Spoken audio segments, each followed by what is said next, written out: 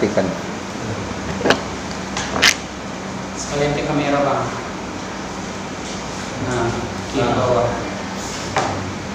Kiri bawah. Dek, satu kejahatan terbesar, satunya tidak memenuhi tipikor. Kita kan dalam keadaan Penaruh tipikor, saling menjatuhkan. Videonya juga bang.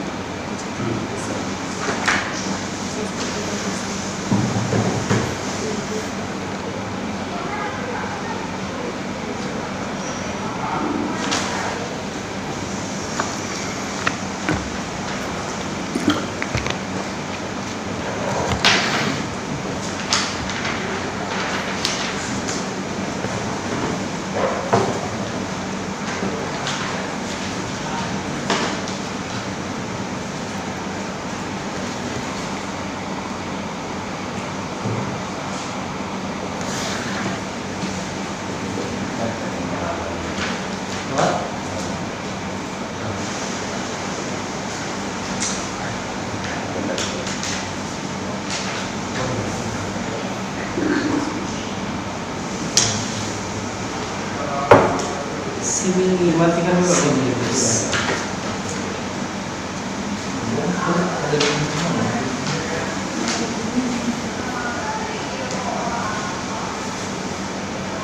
Jujus S Dominus Aegis S Pensur.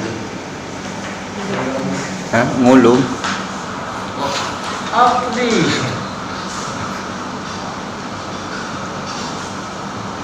Untuk mengecek ngulum, Tommy.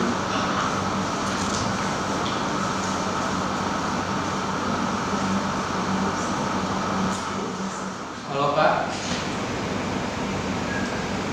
Apakah suara terdengar jelas? Ya. Sudah. Apakah suara dari Universitas Muhammadiyah Bengkulu terdengar jelas Pak? S. Ada. Baik, sangat jelas. Baik, kepada pembicara pertama dari Info dengan Mati, hukuman mati bagi pembinaan korupsi dalam ini. Waktu 3 menit dimulai dari sekarang. Dienstraf Zonder Selo. Tiada hukum tanpa kesalahan. Assalamualaikum warahmatullahi wabarakatuh.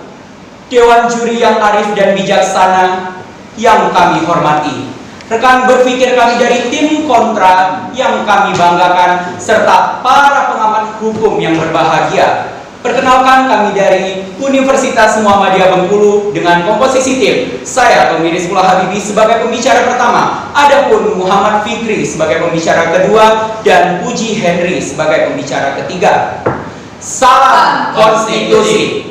Dewan juri yang kami hormati, melihat mosi kita pada siang hari ini, yakni hukuman mati bagi terpidana korupsi di era pandemi, maka dari itu kami sebagai tim pro sangat mendukung akan mosi tersebut. Dewan juri yang kami hormati, seperti yang kita ketahui bahwa coronavirus disease atau COVID-19 berdasarkan sumber data WHO pada tanggal 21 Agustus 2020 terkonfirmasi sebanyak 22.536.278 kasus dengan angka kematian 789.197 di 215 negara terjangkit serta 176 negara transmisi lokal. Sedangkan di Indonesia sebanyak 115.000 total kasus COVID-19 dengan 6.759 kematian.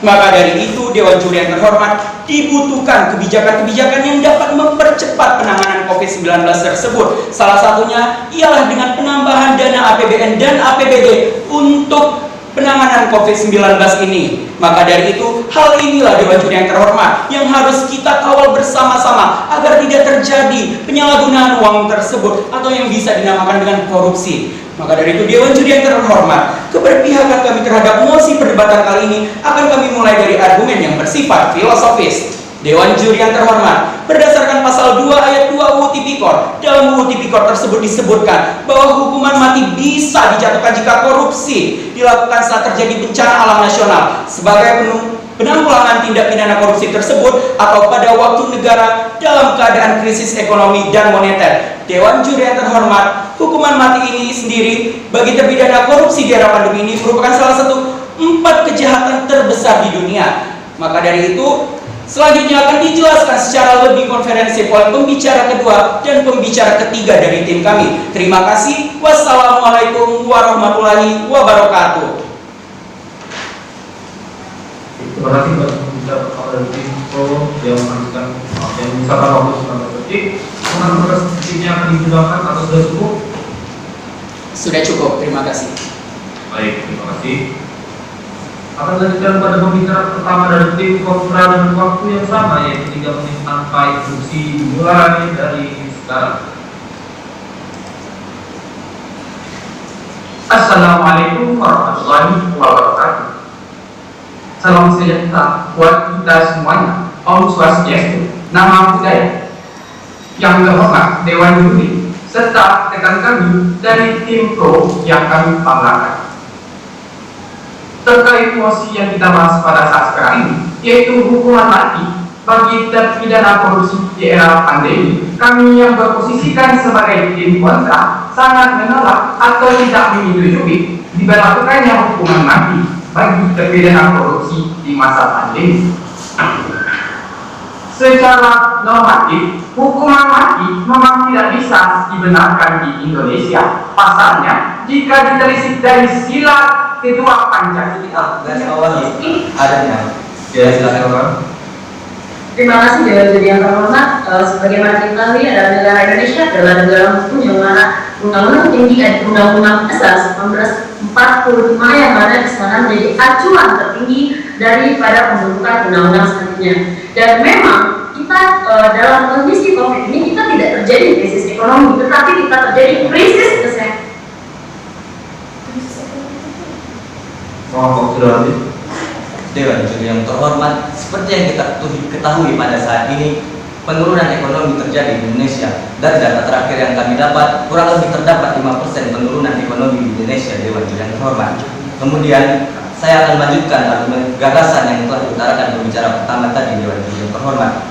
Dewan Juri yang terhormat, seperti yang telah kita ketahui, pemerintah telah mengucurkan dana tambahan belanja negara untuk penanganan COVID-19 sebesar 405,1 triliun. Dalam pasal 2 ayat 1 Undang-Undang Nomor 31 Tahun 1999 tentang pemberantasan tindak pidana korupsi, Jungto Putusan Mahkamah Konstitusi Nomor 25/PUU/XIV/2016, setiap orang yang menyatakan bahwa setiap orang yang secara melawan hukum melakukan perbuatan memperkaya diri sendiri atau orang lain atau suatu korporasi yang merugikan keuangan negara atau perekonomian negara dipidana penjara dengan penjara seumur hidup atau pidana penjara paling singkat 4 tahun dan paling lama 20 tahun dan denda paling sedikit 200 juta dan paling banyak 1 miliar rupiah. Dewan Juri terhormat. Kemudian pasal 2 ayat 2 menegaskan bahwa dalam hal tindak pidana korupsi sebagaimana dimaksud dalam keadaan tertentu, pidana mati dapat dijatuhkan. Kemudian Dewan Juri yang terhormat, dalam penjelasan pasal 2 ayat 2 Undang-Undang Nomor 20 Tahun 2001 tentang perubahan atas Undang-Undang Nomor 31 Tahun 1999 tentang pemberantasan tindak pidana korupsi menyebutkan yang dimaksud keadaan tertentu adalah keadaan yang dapat dijadikan alasan pemberatan pidana bagi pelaku tindak pidana korupsi, yaitu apabila tindak pidana korupsi tersebut dilakukan terhadap dana-dana yang diperuntukkan bagi penanggulangan keadaan bahaya, bencana alam nasional, penanggulangan akibat kerusuhan sosial, penanggulangan akibat kerusuhan sosial yang meluas, penanggulangan krisis ekonomi dan moneter, dan penanggulangan tindak pidana korupsi. Dalam Juri yang terhormat, di mana pada masa pandemi ini hal tersebut pandemi ini termasuk dalam kategori penanggulangan keadaan bahaya, bencana alam nasional, dan penanggulangan krisis ekonomi dan moneter. Dewan Juri yang terhormat. Mereka sudah melakukan dengan kami pada saat sekarang ini Indonesia bukanlah berada pada posisi krisis ekonomi. Karena apa? Presiden kita sendiri menyebutkan bahwa kita sanggup dalam menangani ekonomi pada saat ini. Buktinya pemerintah menyediakan fasilitas Dewan Juri yang terhormat, seperti kita ketahui bahwasanya dalam era pandemi ini kurang lebih dari 200.000 pekerja telah di PHK, Dewan Juri yang terhormat, dan juga banyak bantuan sosial yang diberikan dalam masa pandemi ini. Tidak mungkin, Dewan Juri yang terhormat, pemerintah akan memberikan bantuan sosial cuma-cuma dengan mengatasnamakan pandemi, Dewan Juri yang terhormat. Kemudian, apakah hukuman mati tersebut lebih efektif dibanding hukuman penjara dan hukuman memiskinkan koruptor tersebut, Dewan Juri yang terhormat? Di sini kami membangun gagasan bahwa hukuman penjara tidak akan membuat seseorang jerah. Banyak survei yang dilakukan seperti survei dari Kontras yang menyebutkan bahwa seseorang yang keluar dari penjara cenderung akan masuk lagi ke penjara karena mengulangi perbuatannya. Kemudian tinggal di penjara tidaklah mudah, banyak kekerasan dan kekejaman yang terjadi di sana. Hukuman mati sama saja dengan membebaskan si pelaku dari beban berat yang diterima di penjara. Terima kasih Dewan Juri yang terhormat. Assalamualaikum warahmatullahi wabarakatuh. Baik, terima kasih. Sepertinya rekan berpikir kami dari tim Kontras kurang memahami mosi perdebatan kita pada kali ini. Jelas-jelas mosi perdebatan kita pada kali ini ialah hukuman mati bagi terpidana korupsi di era pandemi. Tapi rekan berpikir kami mengatakan bahwa mosi perdebatan kita pada kali ini ialah hukuman mati bagi terpidana korupsi. Dewan Juri yang terhormat. Baik, selanjutnya. Mulai dari sekarang. Culpo bona farestu. Jatuhkanlah hukuman yang setimpal dengan perbuatan. Assalamualaikum warahmatullahi wabarakatuh. Yang terhormat Dewan Juri yang arif dan bijaksana, rekan berpikir kami dari tim kontra yang sangat kami banggakan, serta para pengamat hukum yang sedang berbahagia, izinkan saya memberikan pidasan terlebih dahulu. Oke. Ulang. Dimulai dari sekarang. Culpo bona farestu. Jatuhkanlah hukuman yang setimpal dengan perbuatan. Assalamualaikum warahmatullahi wabarakatuh. Yang terhormat Dewan Juri yang arif dan bijaksana, rekan berpikir kami dari tim kontra yang sangat kami banggakan pada hari ini, serta para pengamat hukum yang sedang berbahagia. Sebelum saya memasuki argumentasi saya, izinkan saya memberikan pidasan terhadap pembicara kedua dari tim kontra, pembahasan tentang hak. Perlu diketahui Dewan Juri yang terhormat dan rekan berpikir kami dari tim kontra, hak itu dibatasi oleh hak orang lain. Dalam hal untuk menciptakan kepastian hukum, pelaksanaan hukuman mati adalah hal yang paling adil selama hal tersebut melalui due process of law atau putusan peradilan yang mengikat. Dewan Juri yang terhormat dan rekan berpikir kami dari tim kontra, perlu kita ketahui bahwasanya korupsi ini adalah salah satu kejahatan dari 4 kejahatan terbesar di Indonesia. Dapat kita ketahui, di sekitar kita bahkan di Indonesia banyak sekali terjadi kasus korupsi di negara kita, tapi belum ada hukuman yang bisa menghentikan atau memberikan efek jerah bagi pelaku tersebut. Dan ini adalah salah satu solusi terbaik untuk memberi efek jerah terhadap pelaku tersebut.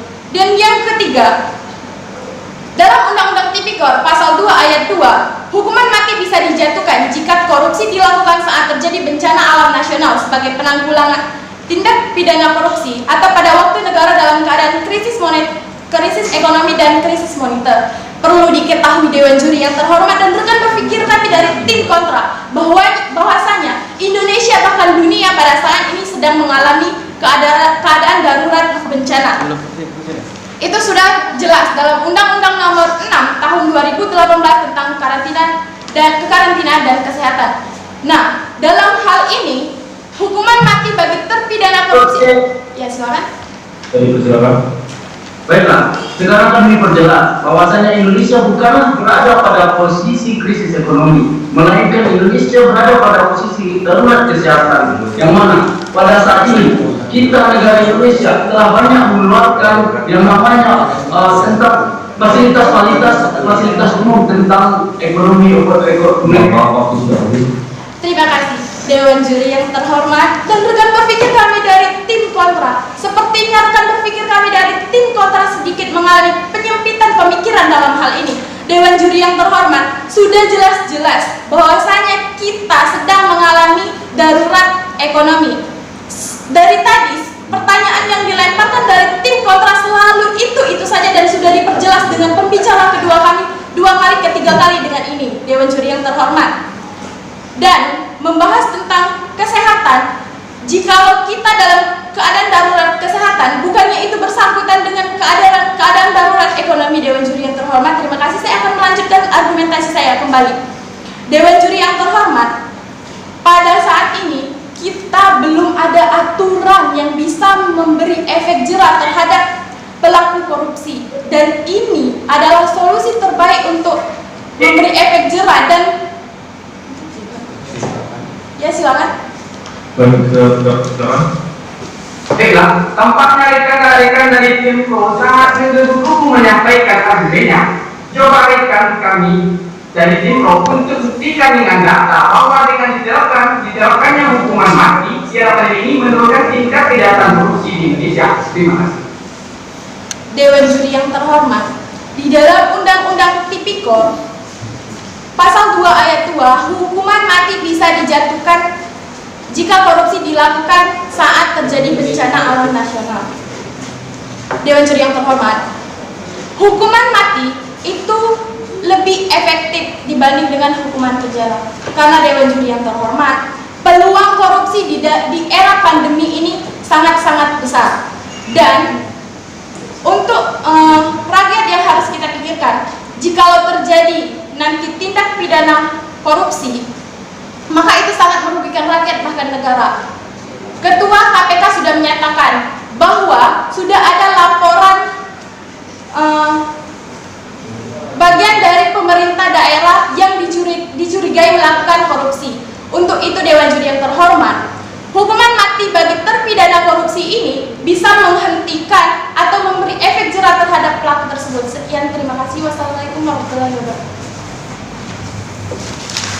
Baik, terima kasih kepada kita tidak tim Pro yang melakukan waktu 4 menit 50 detik. Dan kita kepada kita kira-kira dengan waktu yang Pemisinan atau pembangkrutan perusahaan yang dimiliki oleh terpidana korupsi tersebut, atau pemangkasan uang-uang yang dimilikinya, pengambilan aset-aset dan berbagai hak lainnya. Instruksi dan baik, Dewan Juri yang terhormat, sepertinya rekan berpikir kami dari tim kontra mengalami sedikit penyempitan berpikir Dewan Juri yang terhormat. Jika krisis ekonomi hanya ditinjau dari anggaran pendapatan belanja negara yang masih aman-aman saja, bagaimana dengan para pekerja yang banyak di PHK? Dewan Juri yang terhormat, terima kasih. Wassalamualaikum warahmatullahi wabarakatuh. Dengan begitu, dan tim Pro waktu yang sama yaitu 2 menit tanpa dimulai dari sekarang.